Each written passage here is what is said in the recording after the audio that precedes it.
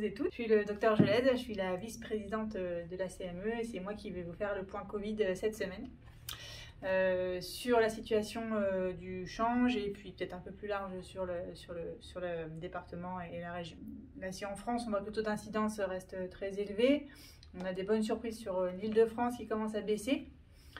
Bon, on ne peut pas encore dire de même sur notre région ni sur la Haute-Savoie, puisqu'on a encore un taux de plus de 4000 pour 100 000 habitants. Ce qui, quand on calcule, en fait, ça fait une personne sur 25 qui est positive au Covid aujourd'hui. Le nombre d'hospitalisations quotidiennes, il reste stable. On a 13 hospitalisations par jour sur le change et dans le département, c'est 28 personnes qui sont hospitalisées positives au Covid, donc qui nécessitent d'être accueillies dans des services spécialisés. Sur les soins critiques, alors qu'on a amorcé une descente et qu'on était plutôt optimiste la semaine dernière, les choses se tendent un peu plus, puisque commencent à arriver des patients graves en réanimation malgré un variant Omicron. Donc la semaine dernière, 5 patients ont été accueillis en réanimation pour des Covid graves et d'autres qui sont venus pour d'autres pathologies et positifs au Covid. Sur la médecine Covid et les patients hospitalisés qui ne sont pas en réanimation, aujourd'hui, le capacitaire, il est toujours identique. On a 85 lits d'ouverts sur les deux sites, entre Saint-Julien et Annecy, pour accueillir ces patients. Par contre, le profil des patients a évolué, donc on vous l'a déjà annoncé la semaine dernière. D'une part, on a des patients qui sont plus âgés, on a des patients plutôt qui viennent pour des altérations de l'état général à cause de leur Covid, parfois parce qu'ils sont essoufflés effectivement. Et puis on a quand même une certaine proportion de patients qui viennent pour d'autres pathologies et qui sont positifs au Covid, mais qui ne sont pas malades de leur Covid. Et ces patients prennent des lits dans des unités Covid.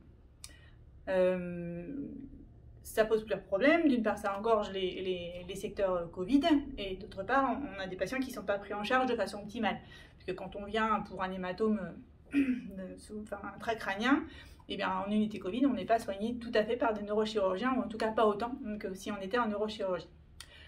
Et donc là, l'hôpital s'adapte et a mis en place depuis quelques jours, avec l'accord de l'ensemble de la communauté médicale et chirurgicale, la possibilité d'hospitaliser des patients certes positifs au Covid, mais qui n'ont aucun symptôme de leur Covid, en chambre seule, avec un isolement Covid, dans des unités, soit chirurgicales, en tout cas dont la spécialité est en rapport avec leur pathologie initiale. Donc ça, on va gagner sur tous les plans.